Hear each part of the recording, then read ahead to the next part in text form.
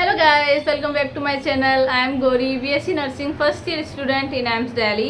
And अगर आप भी प्लान कर रहे हैं अपना करियर नर्सिंग में बनाने के लिए and want to study at one of the most prestigious medical college of India, AIMS, then this video is just for you. इस वीडियो में मैं बात करूंगी एम्स बीएससी नर्सिंग 2026 के एग्ज़ाम के बारे में, उसके पैटर्न के बारे में, उसके सिलेबस के बारे में एंड आपको कुछ प्रिपरेशन टिप भी इसमें मैं देने वाली हूँ. This video will guide you in A right direction. So video को एंड तक ज़रूर देखें क्योंकि आपके जो भी डाउट है नर्सिंग से रिलेटेड, एग्जाम से रिलेटेड, वो एक ही वीडियो में पूरे डाउट आपके क्लियर हो जाने वाले हैं. सो अपनी वीडियो को स्टार्ट करते हैं. तो सबसे पहले मैं बात करूंगी क्वालिफिकेशन. क्या क्या क्वालिफिकेशन आपको चाहिए अगर आपको एम्स का जो 26 का एग्ज़ाम होगा अगर वो आपको देना है तो क्या क्या आपकी क्वालिफिकेशन रहेंगी एंड क्या एलिजिबिलिटी रहेगी उसके लिए. सबसे पहले हम बात करते हैं क्वालिफिकेशन की. क्या क्या क्वालिफिकेशन है जो ज़रूरी होती है अगर आपको एग्ज़ाम देना है 26 में. तो सबसे पहले आप 12th पास स्टूडेंट होना चाहिए विथ पीसीबी सब्जेक्ट के साथ. अगर आपने 12th पास नहीं किया है बट आप 12th में अपेयरिंग हो चुके हो एंड आपने एग्ज़ाम दे दिया 12th का बट आपका रिजल्ट नहीं आया, तब भी आप एग्ज़ाम में बैठ सकते हो. आप एम्स का एग्ज़ाम फिल कर सकते हो, उसका फॉर्म फिल कर सकते हो एंड एग्ज़ाम में भी आप बैठ सकते हो, आप उसका एग्ज़ाम भी दे सकते हो. तो यही था, या तो आप 12th पास आउट होने चाहिए विथ पीसीबी या 12th अपेयरिंग स्टूडेंट होने चाहिए विथ पीसीबी. बट पीसीबी ज़रूरी है, आपके पास फिजिक्स केमिस्ट्री बायो सब्जेक्ट होना चाहिए.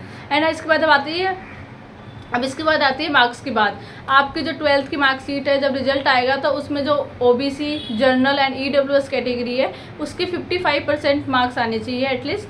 एंड जो एससी एंड एसटी कैटेगरी है उसके जो मार्क्स हैं वो 50% मार्क्स होने चाहिए, तभी आप एग्ज़ाम दे पाओगे, वरना नहीं दे सकते हो. तो ये ज़रूरी है कि जब भी आप 12th का रिजल्ट आएगा तो उसमें आपके जो मार्क्स हैं वो ईडब्ल्यूएस, ओबीसी एंड जनरल के लिए 55% होने चाहिए एंड एससी एंड एसटी के लिए 50% होने चाहिए. नेक्स्ट हम बात करते हैं एज लिमिट की. तो इसमें जो एज लिमिट होती है मिनिमम वो होती है 17 ईयर. आपकी जो एज है वो 17 ईयर होनी चाहिए. अगर आप 17 से बिलो हैं तो आप एग्ज़ाम नहीं दे पाओगे. एंड मैक्सिमम एज लिमिट की बात करें तो कोई ऐसी अपर मैक्सिमम लिमिट नहीं है एज की. आप कितने भी 17 से अगर आप कितने भी बड़े हो आप एग्ज़ाम के लिए बैठ सकते हो, एग्ज़ाम दे सकते हो. तो इसकी जो अपर एज लिमिट है वो कुछ भी नहीं है. आप जितने भी बड़े हो आप कभी भी अपना एग्ज़ाम है जो एम्स का वो फिल कर सकते हो, फॉर्म फिल कर सकते हो, एग्ज़ाम भी दे सकते हो. बट अगर आपकी एज 17 से बिलो है तो आप एग्ज़ाम नहीं दे पाओगे. एंड जो एम्स बीएससी नर्सिंग का जो कोर्स होता है ये पूरे 4 साल का कोर्स होता है. 4 साल बाद आपको एक डिग्री मिलती है. इस एग्ज़ाम की सबसे इम्पोर्टेंट बात यह है कि जो एग्ज़ाम है एम्स कंडक्ट कराता है ये ओनली फॉर गर्ल्स के लिए है, ये बॉयज़ के लिए नहीं होता है. ऐसा नहीं है कि बीएससी नर्सिंग ओनली गर्ल्स करती है.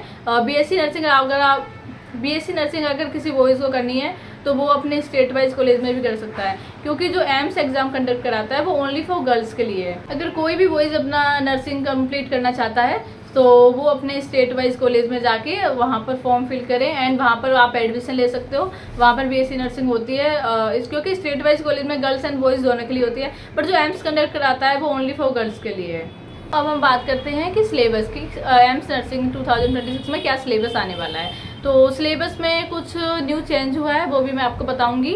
तो सबसे पहले हम बात करते हैं कि क्या क्या सिलेबस आएगा. तो सिलेबस में देखो complete class 11th and class 12th की एनसीईआरटी आती है आपकी. Complete class 11th and class 12th chemistry, physics, bio, ये तीनों सब्जेक्ट आते हैं. क्लास 11th के भी आपको पढ़ने हैं, क्लास 12th का भी पढ़ना है. अब नेक्स्ट हम बात करते हैं कि डिलीटेड सिलेबस पढ़ना है कि नहीं पढ़ना है. तो देखो जब मैंने एग्ज़ाम दिया था 24 में तो हमारे एग्ज़ाम में डिलीटेड जो पोर्शन था वो पूछा गया था, बट जो 25 में एग्ज़ाम हुआ है उसमें जो डिलीटेड सिलेबस है वो नहीं आया था. बट मैं आपको सजेस्ट करूँगी कि आप जो डिलीटेड सिलेबस है वो पढ़ लो, क्योंकि कुछ भी आ सकता है एग्ज़ाम में, ऐसा कुछ भी नहीं है. एंड फिर आप रिग्रेट करोगे कि हमने नहीं पढ़ा था. सो आप रिलेटेड सिलेबस भी पढ़ो, उसमें ज़रूरी होता है, ज़्यादा सिलेबस नहीं है. देखो केमिस्ट्री में अगर आप एटलीस्ट किसी का भी नहीं पढ़ना तो बायो का जो रिलेटेड सिलेबस है वो पढ़ के जाओ. केमिस्ट्री में कुछ चैप्टर्स एंड रिलेटेड सिलेबस के वो पढ़ के जाओ. फिजिक्स आप छोड़ सकते हो, इतना हाई लेवल का नहीं आता, थोड़ा सा आता है, मॉडरेट लेवल का आएगा. आप पीवाई को सॉल्व कर लो, उन्हीं में से क्वेश्चन बनते हैं. तो रिलेटेड सिलेबस ज़रूर पढ़ो. एंड कुछ स्टूडेंट को ये भी डाउट है कि ओल्ड एनसीईआरटी पढ़नी है कि न्यू. तो आप जो न्यू एनसीईआरटी है उसको पढ़ो, क्योंकि चांसेस यही है कि पिछला नहीं आएगा, डिलीटेड सिलेबस नहीं आएगा. बट रिस्क नहीं लो, आप न्यू एनसीईआरटी को पढ़ो एंड जो भी ओल्ड में डिलीटेड टॉपिक है वो आप ऑनलाइन या यूट्यूब से पढ़ सकते हो, उससे क्वेश्चन प्रैक्टिस कर सकते हो। बात करते हैं कि टोटल कितने क्वेश्चन आते हैं। तो टोटल जो क्वेश्चन होते हैं 100 क्वेश्चन पूछे जाते हैं एम्स के एग्जाम में। 30 क्वेश्चन फिजिक्स के, 30 बायो के, 30 केमिस्ट्री के एंड 10 क्वेश्चन आते हैं जो है जीके के। सो ओवरऑल 100 क्वेश्चन होते हैं। अगर मार्क्स की बात करें तो पर क्वेश्चन 1 मार्क्स का आता है एंड इसमें नेगेटिव मार्किंग भी होती है, इसमें 1/3 नेगेटिव मार्किंग होती है। सो जब भी आप क्वेश्चंस करो तो बहुत ध्यान से करो क्योंकि नेगेटिव मार्किंग भी होती है 1/3 एंड तो टोटल क्वेश्चंस आते हैं 100 एंड तो पेपर पूरा 100 मार्क्स का आता है। 1 मार्क्स पर क्वेश्चन आता है, तो टोटल 100 मार्क्स का पेपर हो गया। बात करते हैं कि कितने टाइम लेगा आपको 100 क्वेश्चन करने का। तो वो होता है तो आपको 2 घंटे मिलते हैं, यानी कि 120 मिनट्स मिलेंगी एंड +1 मार्क्स मिलता है करेक्ट के लिए एंड 1/3 इसमें होती है नेगेटिव मार्किंग। अगर मैं आपको टाइम की बात बताऊं तो हमेशा 9 से 11 बजे तक ये एग्ज़ाम चलता है। तो चांसेस है कि 26 के एग्ज़ाम में भी यही पैटर्न रहेगा एंड ये एक जो एग्ज़ाम होता है CBT मोड होता है, कंप्यूटर बेस्ड एग्ज़ाम होता है, ये पेन पेपर मोड एग्ज़ाम नहीं होता, ये आप क्लियर करो। एंड अब ये सबसे ज़्यादा डाउट होता है स्टूडेंट्स को कि जो एग्ज़ाम आएगा वो हिंदी में आएगा इंग्लिश में। तो आपके पास जब आप फॉर्म फिल करोगे तो वहाँ पर आपके ऑप्शन पूछा जाएगा आप हिंदी में देना चाहोगे या इंग्लिश में। सो ये जो एग्ज़ाम होता है ये दोनों लैंग्वेज में आता है, हिंदी में भी आता है, इंग्लिश में भी आता है। सो जो भी हिंदी मीडियम के बच्चे हैं तो वो टेंशन मत लो, बिल्कुल भी हिंदी में भी आपका एग्ज़ाम होता है वो आता है। बट एक बात अच्छे से आप ये ध्यान में रखो, जब आप कॉलेज में चले जाओगे तो वहाँ पर जो भी सब कुछ है वो इंग्लिश में ही होता है। तो आप लोग ट्राई करो इंग्लिश थोड़ा बहुत सीखने की, क्योंकि जब आप कॉलेज में आते हो तो फिर आपको थोड़ा बहुत दिक्कत होती है। क्योंकि हमारे बैच में भी कुछ स्टूडेंट्स ऐसे हैं जो हिंदी मीडियम से हैं बट वो जल्दी कवर अप कर लेते हैं, थोड़ा प्रॉब्लम तो स्टार्टिंग में होता है। तो एग्ज़ाम आपका CBT मोड होगा कंप्यूटर बेस्ड, तो आपको वहाँ पर प्रैक्टिस करनी है बहुत अच्छे से एंड ये हिंदी मीडियम इंग्लिश मीडियम दोनों में होता है। एंड एग्ज़ाम डेट की बात करते हैं अब। तो एम्स ने जो एग्ज़ाम डेट है अभी से रिलीज़ कर दिया है वो है 28 जून 2026। तो आपका एग्ज़ाम अभी आपको डेट भी पता चल गई है, तो अभी से आप अपना एग्ज़ाम की प्रिपरेशन भी स्टार्ट कर दो। एंड जो फॉर्म निकलते हैं, एप्लीकेशन फॉर्म निकलेंगे एग्ज़ाम के लिए, वो अराउंड अप्रैल से मई के मंथ में ही निकलते हैं, हमेशा इसी मंथ में निकलते हैं। और इस बार तो एग्ज़ाम भी आपका थोड़ा लेट हो रहा है। पहले क्या होता था कि जो पैरामेडिकल का एग्ज़ाम है वो बाद में होता था एंड नर्सिंग का पहले, बट इस बार थोड़ा अलग कर दिया है। इस बार पैरामेडिकल का जल्दी है एंड नर्सिंग का बाद में है। तो आपका एग्ज़ाम की जो डेट है वो 28 जून 2026। रजिस्ट्रेशन जब आप करते हो तो वो ऑनलाइन रजिस्ट्रेशन ही होता है एंड 3 स्टेप में वो जो रजिस्ट्रेशन है वो होता है। तो जब ये चालू होगा तो मैं आपको एक वीडियो बना दूँगी इसके लिए भी।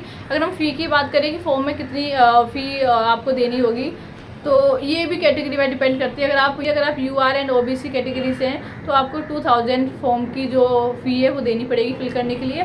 बट अगर आप SC ST and EWS category से हैं तो आपको 1600 फ़ी देनी पड़ेगी जब आप फॉर्म फिल करोगे। तो ये फॉर्म की फ़ी थी एंड आई होप मैंने इस वीडियो में आपके जो भी डाउट है नर्सिंग से रिलेटेड, एग्ज़ाम से रिलेटेड, वो क्लियर कर दिए हैं। तो यहीं तक थी ये वीडियो। अगर आपको और कोई डाउट है तो आप कमेंट सेक्शन में ड्रॉप कर सकते हो, मैं ट्राई करूँगी उसको आंसर करने की। नाउ अब हम बात करते हैं, जैसे कि मैंने बताया था कि लास्ट में आपको प्रिपरेशन टिप भी बताऊंगी, तो इस टॉपिक पे भी बात करते हैं। सो अगर आप कुछ स्टूडेंट्स इसमें यहाँ ऐसे होंगे जो अभी तक एग्ज़ाम के लिए इन्होंने स्टार्ट भी नहीं किया होगा, कुछ पढ़ा भी नहीं होगा, बट कुछ ऐसे होंगे जिन्होंने प्रिपरेशन स्टार्ट कर दिया है एंड कुछ बच्चे होंगे जो ड्रॉपर हैं वो भी यहाँ पर होंगे। तो इन तीनों के लिए यही है कि अगर जिन्होंने कुछ भी स्टार्ट नहीं किया है तो अभी भी आपके पास बहुत ज़्यादा टाइम है, अच्छे से पढ़ो। अपना सबसे पहले जो सिलेबस है उसको ट्राई करो कि दिवाली से पहले वो सिलेबस आप कंप्लीट कर दो। एटलीस्ट दिसंबर से पहले सिलेबस को कंप्लीट करने की ट्राई करो।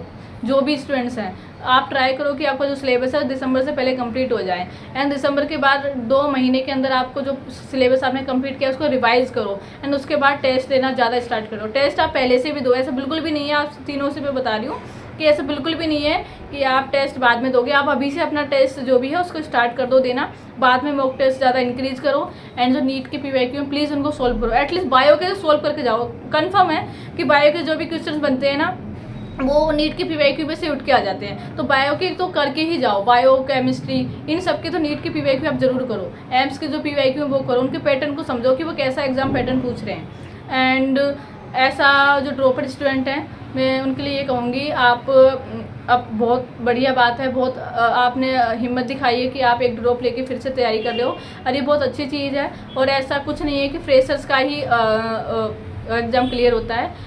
मेरी एक बैचमेट है जिसका ये सेकंड ड्रॉप था एंड उसके बाद उसको एम्स दिल्ली मिला है एंड उसका भी मैं जल्दी एक इंटरव्यू लाने वाली हूँ एंड उसकी जो रैंक थी वो थी 38 रैंक एंड ड्रॉपर होने के बाद भी एक अच्छी रैंक लेके आई है एंड उनको एम्स दिल्ली मिला है, उनकी 38 रैंक है। तो जो भी ड्रॉपर्स हैं उनको मैं यही कहना चाहूँगी, आप दोबारा मेहनत करो, अच्छे से मेहनत करो, ज़रूर होगा आपका। आप पता है क्या करते हो सब, आप ना उस पैटर्न को पकड़ो कि एग्ज़ाम पूछ कैसा रहा है, कैसे क्वेश्चंस बन रहे हैं। अब देखो ऐसा कुछ भी नहीं है कि हमेशा जैसा आया था वैसा आएगा, जैसे नीट करता है, नीट ने पता ही क्या ही NTA ने जो किया है, कभी टफ एग्ज़ाम दे दिया, कभी इजी दे दिया एंड स्कैम होता रहता है। तो एम्स में अभी तक तो ऐसा नहीं हुआ है एंड आई होप ऐसा हो भी ना।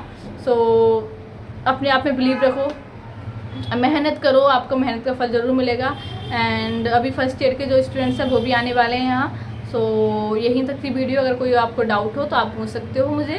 सो thank you guys for watching my video and don't forget to like my video and subscribe my channel. Thank you, bye bye.